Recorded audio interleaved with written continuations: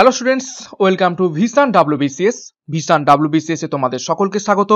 আমরা next year 2022 কে target করে ওয়েস্ট বেঙ্গল সিভিল সার্ভিসের প্রস্তুতি নিচ্ছি। প্রতিদিন সকাল 8টার সময় আমরা হুবহু সম্ভাব্য কমনযোগ্য প্রশ্ন উত্তর করছি জেনারেল স্টাডিজের উপর থেকে, এবং আমাদের টার্গেট রয়েছে পরীক্ষার আসার আগে 3000টি প্রশ্ন উত্তর করে ফেলার। তো চলো শুরু করা যাক আজকের ক্লাস। আজকে আমরা করব জিকে সেট নাম্বার 16, 16 নম্বর ক্লাস, এবং প্রতিদিন আমরা 25টা করে হাই লেভেল প্রশ্ন উত্তর এমসিকিউর মাধ্যমে করছি, যেখান থেকে প্রশ্ন আসার সম্ভাবনা ডাব্লিউবিসিএস এ প্রবল রয়েছে। তো চ্যানেলে নতুন হয়ে থাকলে চ্যানেলটিকে এখনই সাবস্ক্রাইব করো এবং আমাদের টেলিগ্রাম গ্রুপে যুক্ত হয়ে যাও ক্লাসের পিডিএফ গুলো পাওয়ার জন্য। তো দেখো প্রথম প্রশ্ন কি বলছে, with which among the following places the 23rd Jain tirthankara was associated, অর্থাৎ নিচের কোন স্থানের সাথে 23তম জৈন তীর্থঙ্কর যুক্ত রয়েছেন। খুবই গুরুত্বপূর্ণ প্রশ্ন। 23তম জৈন তীর্থঙ্কর কে ছিলেন? ছিলেন পার্শ্বনাথ। তো তিনি যুক্ত ছিলেন, সঠিক উত্তর হয়ে যাবে অপশন সি, বারাণসী জায়গাটির সাথে। দেখো ডিটেলস দেখব।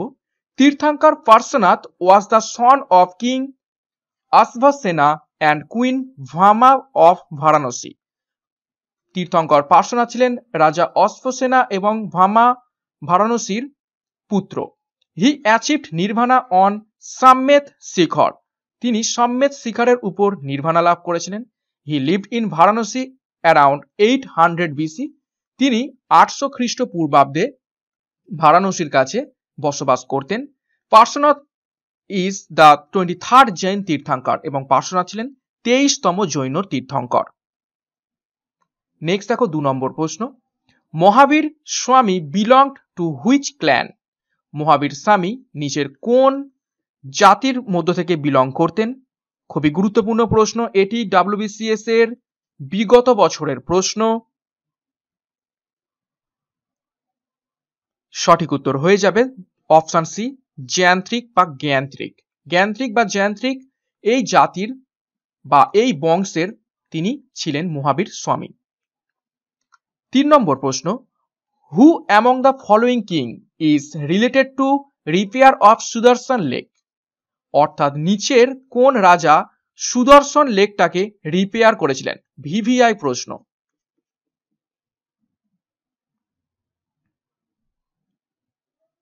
তো সঠিক উত্তর হয়ে যাবে অপশন এ, রুদ্রদামন। ডিটেলস দেখব। The Junagadh rock inscription mentions that Saka ruler Rudradaman had taken up task of restoration of lake Sudarshan. অর্থাৎ রুদ্রদামনের যে বিখ্যাত শিলালিপি রয়েছে জুনাগড় রক ইনস্ক্রিপশন, সেখান থেকে আমরা জানতে পারি যে শক রাজা রুদ্রদামন এই সুদর্শন লেকটাকে রিপেয়ার করেছিলেন। 4 নম্বর প্রশ্ন, in which year Somnath temple was plundered by Mahmud Ghazni. VVI প্রশ্ন এটিও। নিচের কোন বৎসর সোমনাথ টেম্পলটাকে একদম ধ্বংস করে দিয়েছিল মামুদ গজনি? সঠিক উত্তর হয়ে যাবে অপশন বি, 1025 খ্রিস্টাব্দে মামুদ গজনি সোমনাথ টেম্পলটাকে অ্যাটাক করে এবং সেখানে লুটপাট চালায়। Mahmud was also known as Butshikan or destroyer of idols. এই মামুদ গজনির একটা উপাধি ছিল যেটা হলো বাদশিকান, যার অর্থ হলো মূর্তি ধ্বংসকারী। খুবই গুরুত্বপূর্ণ, এই বাদশিকান থেকে এই প্রশ্ন এসেছে। প্রশ্ন number 5, who among the following musical instrument was used by Amir Khusrau. অর্থাৎ নিচের কোন মিউজিক্যাল ইনস্ট্রুমেন্টটা আমির খসরু বাজাতেন? এমনকি এটাও মানা হয় যে তিনি সেই ইনস্ট্রুমেন্টটা নিজে থেকে আবিষ্কার করেছিলেন। তো নিচের সেই কোন বিখ্যাত বাদ্যযন্ত্র যেটা তিনি আবিষ্কার করেছিলেন এবং বাজাতেন? তো সঠিক উত্তর হয়ে যাবে অপশন এ, সিতার। সিতার যন্ত্রটাকে আমির খসরু আবিষ্কার করেছিলেন। 6 নম্বর প্রশ্ন, the Bengali newspaper was started by which among the following activities in 1879। অর্থাৎ 1879 সালে নিচের কোন বিপ্লবীর মাধ্যমে দ্য বেঙ্গালি নামক একটি পত্রিকা শুরু হয়েছিল? সঠিক উত্তর হয়ে যাবে option A Surendranath Banerjee. 7 number প্রশ্ন, the name of operation Trojan horse has been linked to martyrdom of which among the following freedom fighters? অর্থাৎ নিচের কোন শহীদদের সাথে যুক্ত রয়েছে অপারেশন ট্রোজান হর্সের নামটি? ভিভিআই প্রশ্ন এটি। সঠিক উত্তর হয়ে যাবে option A Bhagat Singh, Rajguru and Sukhdev. 8 নম্বর প্রশ্ন, which among the following is not correctly matched? অর্থাৎ নিচের কোনটা সঠিকভাবে মিল খায় না? দেখো অপশন এতে 1929 Bhagat Singh threw bomb and central assembly, 2930 Simon Commission came to India, 1931 second round table conference, এবং অপশনটি অল আর কারেক্ট। তো কোনটা সঠিক উত্তর হবে? সঠিক উত্তর হয়ে যাবে option B 1930 Simon Commission came to India. এটা ভুল, অ্যাকচুয়ালি 1930 হবে না, এটা 1928 সালে সাইমন কমিশন ভারতবর্ষে এসেছিল। তো 8খানা প্রশ্ন আমরা হিস্ট্রির উপর থেকে করলাম, এবার আমরা জিওগ্রাফির মধ্যে ঢুকবো। দেখো which among the following states in India's largest bauxite producer? অর্থাৎ নিচের অপশনগুলোর মধ্যে থেকে কোন রাজ্যটি ভারতবর্ষে সর্ববেশি পরিমাণে বক্সাইট উৎপাদন করে থাকে? খুবই গুরুত্বপূর্ণ প্রশ্ন, ডাব্লিউবিসিএস এর জন্য খুবই ইম্পর্টেন্ট। তো 9 নম্বর প্রশ্নের সঠিক উত্তর হবে অপশন এ ওড়িশা। 10 নম্বর প্রশ্ন, in which year West Dinajpur district of West Bengal was divided into 2 district, namely north Dinajpur and south Dinajpur? VVI প্রশ্ন, এটা মেনের প্রশ্ন, ডাব্লিউবিসিএস মেনের প্রশ্ন, খুবই গুরুত্বপূর্ণ।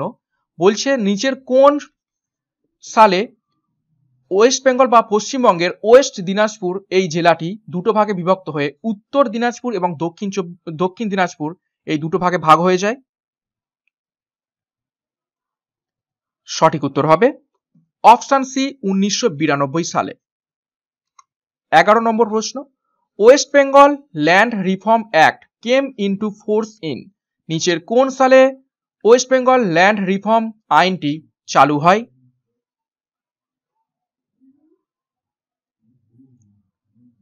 সঠিক উত্তর হয়ে যাবে অপশন সি 1955 সালে।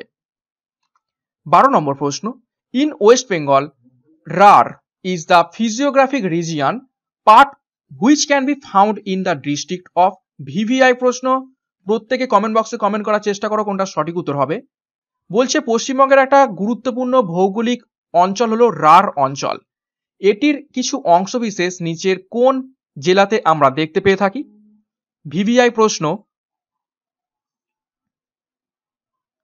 সঠিক উত্তর হয়ে যাবে অপশন সি পশ্চিম মেদিনীপুর। পশ্চিম মেদিনীপুরে এই রার অঞ্চলের কিছুটা আমরা অংশ দেখতে পেয়ে থাকি। 13 in which year national commission for minorities was established? আমরা পলিটির মধ্যে প্রবেশ করলাম, নিচের কোন সালে national commission for minorities established করেছিল?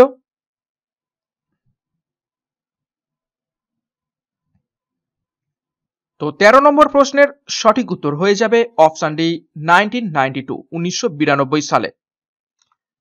14 নম্বর প্রশ্ন, the first law officer of the government of India is the?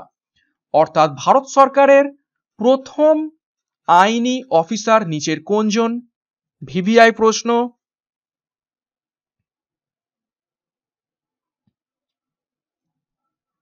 সঠিক উত্তর হয়ে যাবে option C attorney general of India.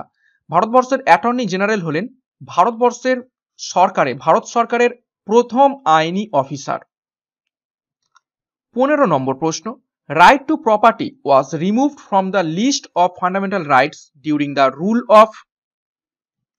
VVI প্রশ্ন এটি,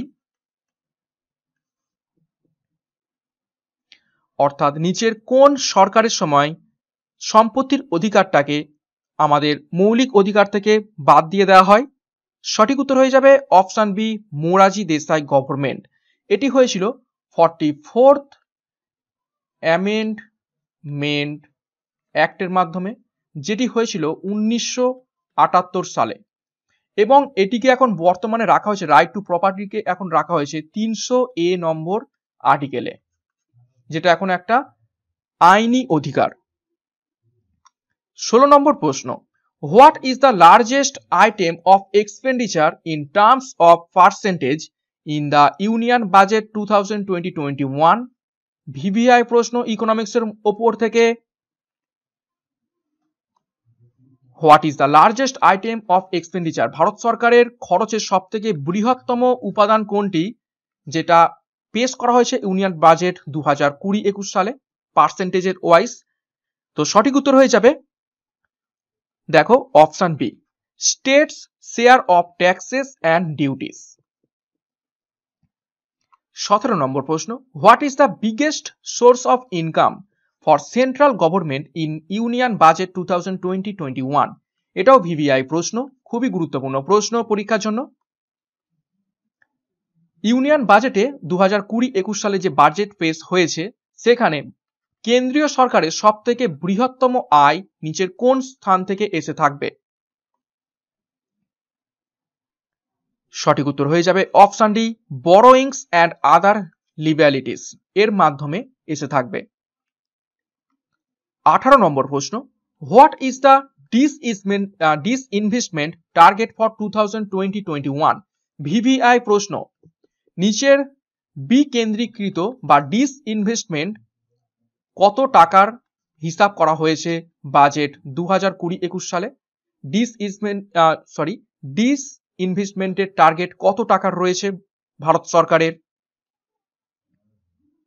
সঠিক উত্তর হয়ে যাবে অপশন বি, 2,10,000 করোড়। 2,10,000 করোড়ের ডিসইনভেস্টমেন্টের টার্গেট রয়েছে ভারত সরকারের এই বছর।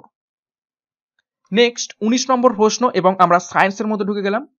সাউন্ড ওয়েভস ইন এয়ার আর, অর্থাৎ বাতাসে শব্দের তরঙ্গ কি ধরনের হয়ে থাকে? সঠিক উত্তর হবে অপশন বি, লঙ্গিটিউডাল হয়ে থাকে। 20 নম্বর প্রশ্ন, which of the following is the source of adult human stem cell? VVI প্রশ্ন এটিও, অর্থাৎ অ্যাডাল্ট হিউম্যান স্টেম সেলের উৎপত্তি কোথা থেকে হয়ে থাকে? সঠিক উত্তর হবে অপশন বি, বোন ম্যারো থেকে।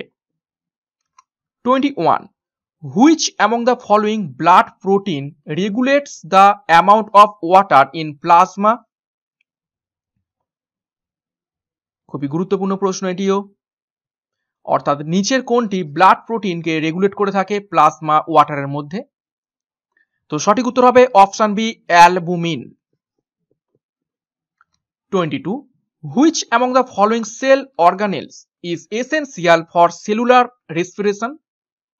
অর্থাৎ কোষীয় শোষণের জন্য নিচের কোন সেলুলার অর্গানেলস বা অঙ্গাণু খুবই গুরুত্বপূর্ণ? ভিভিআই প্রশ্ন এটি, বহুবার প্রশ্নটা পরীক্ষা এসেছে। সঠিক উত্তর হবে অপশন সি, মাইটোকন্ড্রিয়া। 23, গুরুত্বপূর্ণ তিনখানা আমরা কারেন্ট অ্যাফেয়ার্স দেখে নেব, 23, 24, 25। Which country has successfully tested anti satellite missile, যার নাম হলো ডাস্যাট? ভিভিআই প্রশ্ন, নিচের কোন দেশ সফলভাবে অ্যান্টি স্যাটেলাইট মিসাইল উৎক্ষেপণ করেছে যার নাম ডাস্যাট? কমেন্ট বক্সে কমেন্ট করো। সঠিক উত্তর হয়ে যাবে option D, Russia. 24, which train launch is planned by Indian railway to promote tourism industry? খুবই গুরুত্বপূর্ণ, অর্থাৎ ট্যুরিজম ইন্ডাস্ট্রিকে প্রমোট করার জন্য ইন্ডিয়ান রেলওয়ের মাধ্যমে কোন ট্রেনটি লঞ্চ করা হয়েছে? সঠিক উত্তর হয়ে যাবে অপশন এ, ভারত গৌরব। এবং আজকের ক্লাসের শেষ প্রশ্ন 25 নম্বর প্রশ্ন দেখো, who wrote the recently published book pride, prejudice and punditry? খুবই গুরুত্বপূর্ণ প্রশ্ন, ভিভিআই প্রশ্ন। নিচের কোন ব্যক্তি প্রাইড, প্রিজিডিউস অ্যান্ড পান্ডিরিটি এই বইটি লিখেছেন। সঠিক উত্তর হয়ে যাবে অপশন ডি, শশী থারুর। তো একটি গুরুত্বপূর্ণ ঘোষণা তোমাদের জন্য ক্লাসটা শেষ করার আগে, ভিশন ডাব্লিউবিসিএস এর পক্ষ থেকে খুবই গুরুত্বপূর্ণ কিছু ইবুক লঞ্চ করা হয়েছে আপকামিং ডাব্লিউবিসিএস এর জন্য। যারা ডাব্লিউবিসিএস 2022 কে টার্গেট করে প্রস্তুতি নিচ্ছ তাদের জন্য এই সমস্ত ইবুকগুলো খুবই খুবই গুরুত্বপূর্ণ। Indian economy, ancient and medieval history, modern history, Indian polity, geography, English এবং জেনারেল সায়েন্সের উপর থেকে। এখানে এমসিকিউর, প্রতিটা এমসিকিউর আবার explanatory note, previous years mains এবং প্রিলিমস দুটোরই প্রশ্ন উত্তর, এবং প্রতিটা জায়গা থেকে 3000 2000 করে প্রশ্ন উত্তর। খুবই খুবই ইম্পর্টেন্ট এই ইবুকগুলো। ডেসক্রিপশন বক্সে সমস্ত কিছু লিঙ্ক দেওয়া রয়েছে, সেখান থেকে তোমরা অবশ্যই পারচেস করে নাও। তো ক্লাসগুলো কেমন লাগছে অবশ্যই একটা লাইক এবং কমেন্ট করবে, এবং প্রতিদিন সকাল 8টায় এই ক্লাসগুলো ফলো করার চেষ্টা করবে। ডাব্লিউবিসিএস 2022 এর জন্য কিন্তু খুবই খুবই হেল্পফুল হবে। তো চ্যানেলে নতুন হয়ে থাকলে চ্যানেলটিকে সাবস্ক্রাইব করো, পাশের বেল আইকনটা প্রেস করে রাখো, এবং আমাদের টেলিগ্রাম গ্রুপে যুক্ত হয়ে যাও ক্লাসের গুরুত্বপূর্ণ নোটিফিকেশনগুলো পাওয়ার জন্য। তো আজকের মতো ক্লাসটা এখানে শেষ করলাম। Thank you.